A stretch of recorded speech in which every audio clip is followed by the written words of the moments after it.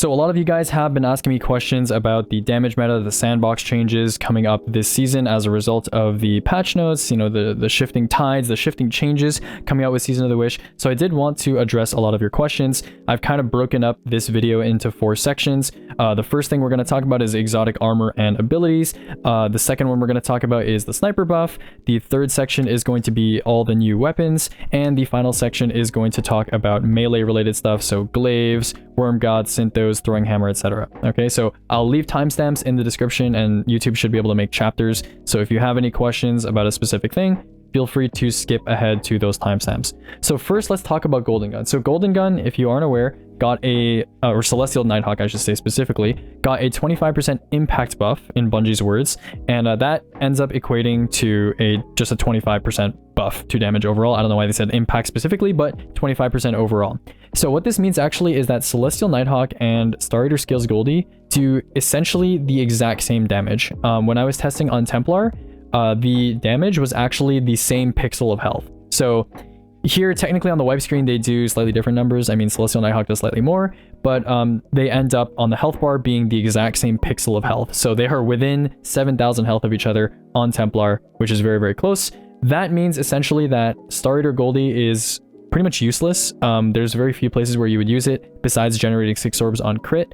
Besides that, you should just use Celestial. Okay, now for those of you who have been watching this channel for a while, if you've seen this kind of swap tab, you know that Celestial Nighthawk Golden Gun, pre-popping it, having it pop before damage starts, and then instantly shooting a boss is the highest DPS you can do in the game. And this has changed for the better. Celestial Nighthawk is now basically the best damage super in the game, bar none.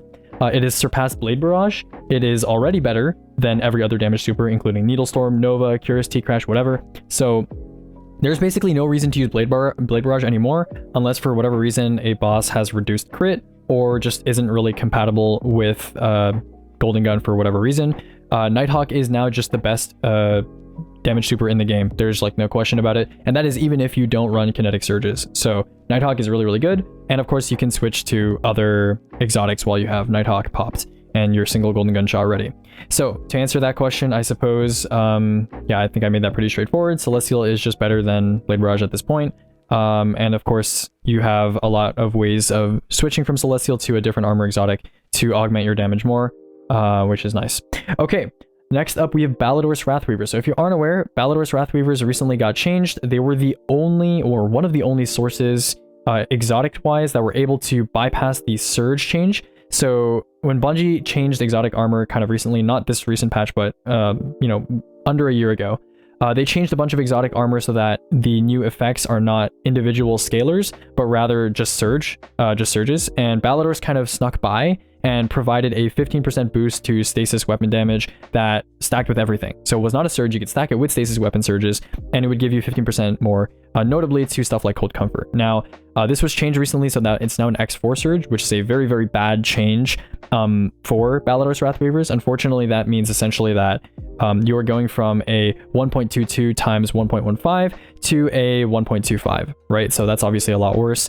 That means that, you know, damage meta diversity has gone down a little bit. Ballidorse was definitely a cool strat that people used to use, and now I really don't think it's worth using, in my opinion. And there's a couple other reasons why you might not want to use it as well. But yeah, that's pretty much it. And you'll see Cold Comfort has kind of fallen down this list for similar reasons as well. So next up, we finally have Apotheosis Veil. Now, Apotheosis Veil, a lot of people have been asking me, you know, is it good for damage? Is it useful? I got some news for you guys, right? A lot of people are like, oh my god, I can throw grenades so fast after I pop my super. This has to be good or something like that, right? Well, first of all, you can already max throw rate using Verity's Brow. So, you know, this is kind of like Verity's Brow Light, except it doesn't boost your grenade damage. Verity's Brow doubles your grenade damage on top of giving this insane regen effect. Apotheosis requires you to cast your super, and some people are trying to use it with solar to use like fusion grenades or something. The only place I see Apotheosis maybe being useful is on something maybe like Scatter Grenade. But like, even so, I believe I have a friend who tested this and you can't like pop it and then switch to Verity and then double stack the effect. So I don't think Apotheosis is really that useful. The only places I can see it being used are, like I said, for like, you know, maybe like Scatter Grenade or something like that on Nova for some unique cases, which I think it was already used for that for the most part. And maybe for places where you can cancel your super cast but still get the effect, that might be kind of useful. But again, if you want a grenade spam, you have Verity's. Verity's is already better. And for the most part, none of the grenades on Warlock without modifiers are worth kind of spamming using Apotheosis. Their damage loss against the extremely OP weapons that we have in the current sandbox. Okay, next up we have the sniper buff. So the sniper buff, I just kind of wrote down the 4 major categories here that are important. I didn't really include stuff like Darcy because that's not very important.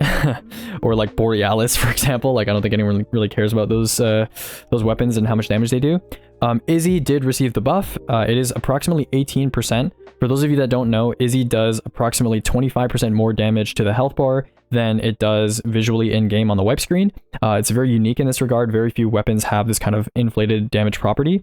That kind of got reduced to around 21% this season, and overall Izzy did get an 18% damage buff to the health bar itself. So it got even more damage than the 15% blanket buff to all snipers for whatever reason. That's just based on my measurements of shooting Templar with like 5 Izzies. Next up we have Whisper. Now Whisper also did get the buff. I believe it's just kind of like a flat 15%. It was like 15.1 or something. Whisper actually ends up being pretty decent for damage now. So Whisper is like right over here. It does 131k true DPS across its entire reserves.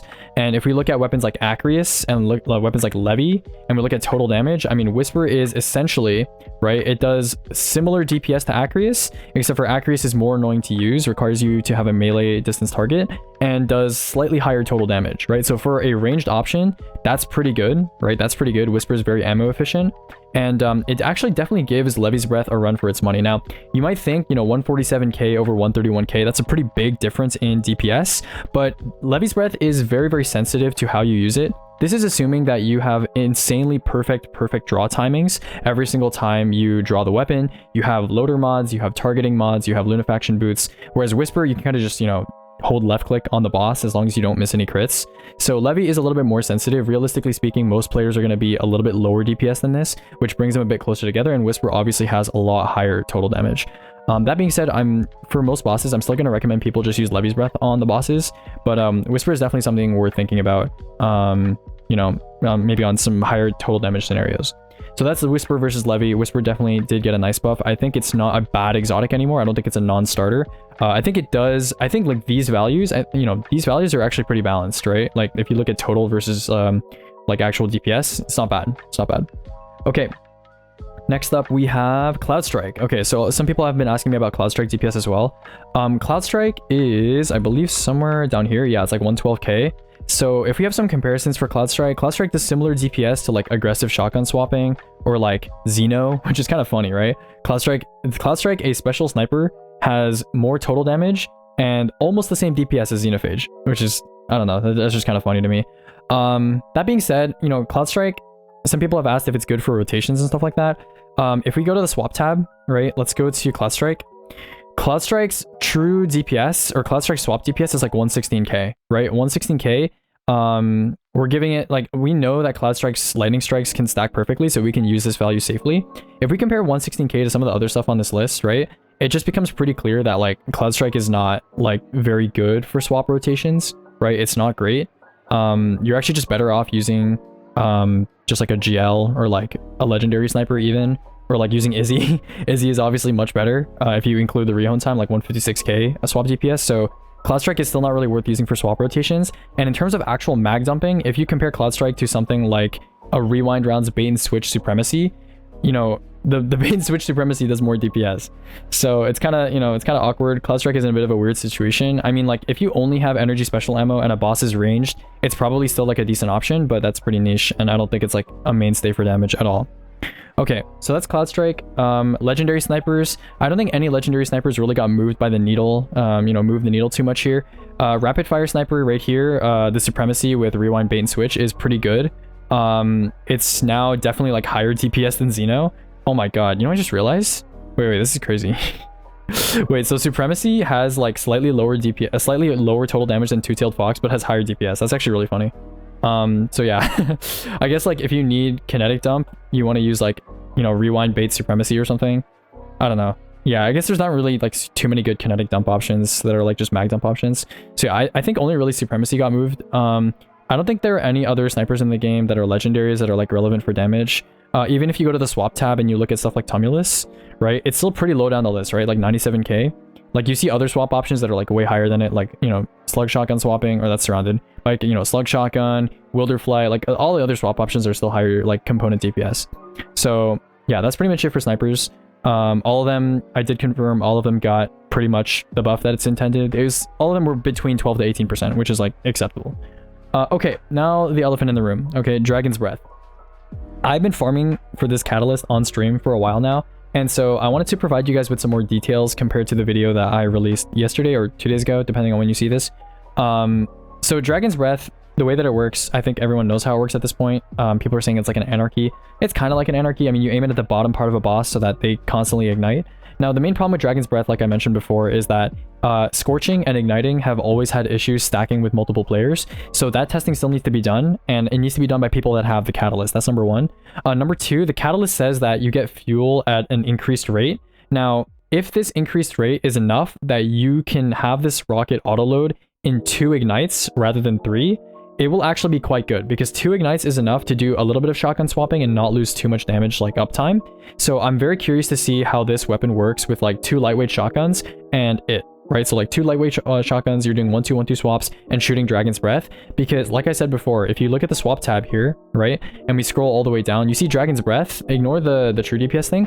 This is how much DPS you're doing for the split second where you shoot Dragon's Breath out of, you know, your shotgun swap rotation and swap back. 380k is very high, right? But this is assuming it scales perfectly, like I said before. So this entirely depends on how good the Catalyst is, how fast you can autoload, and whether this works in fireteam scenarios without like really tanking damage. So I'm going to do more extensive testing on this when I have more friends with the Catalyst. I'm going to try to farm the Catalyst when I can. I mean, I'm going to be kind of busy pretty soon, but I'll try my best, and we'll try to get some testing done. But that being said, right now it seems a little bit janky to use even with the Catalyst for like solo damage. It's definitely like a decent option, I think, for total damage.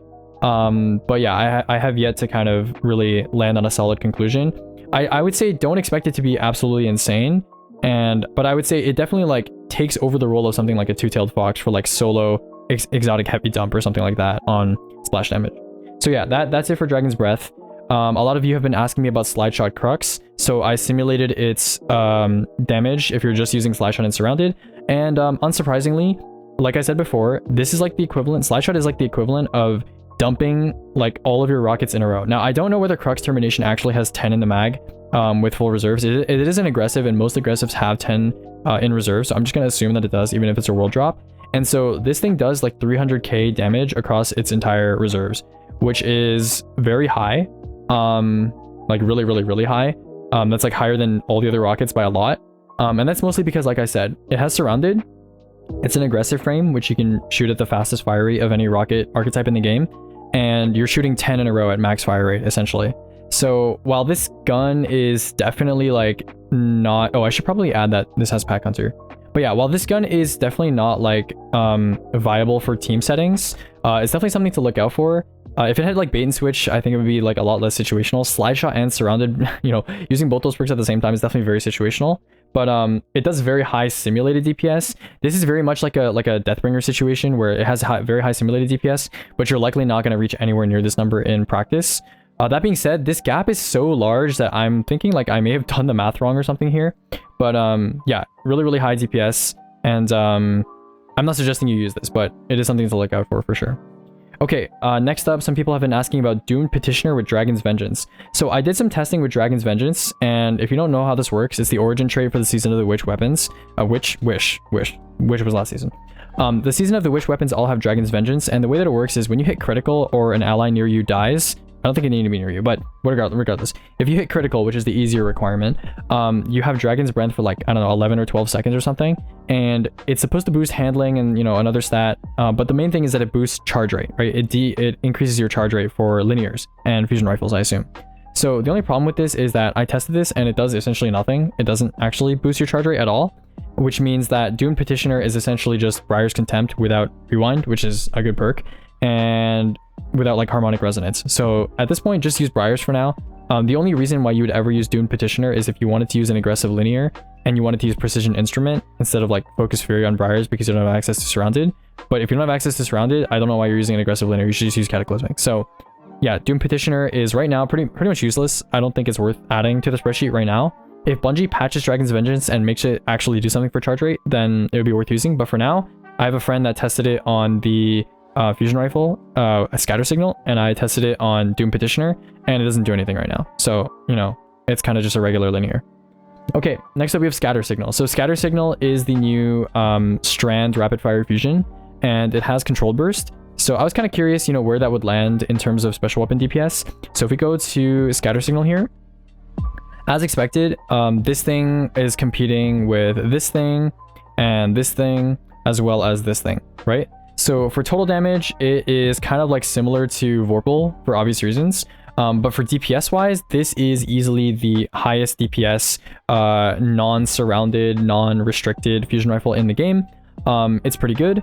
However, it's still a fusion rifle, and its total damage is like a little bit less than stuff like Aramite. But again, you're not using a fusion rifle for total DPS, or I hope you're not. So, you know, if you just want a fusion rifle for damage and you're like a tractor player that's really lazy or something, this is going to be your best option. It has enhanced overflow. You can shoot its entire reserves in 2 mag.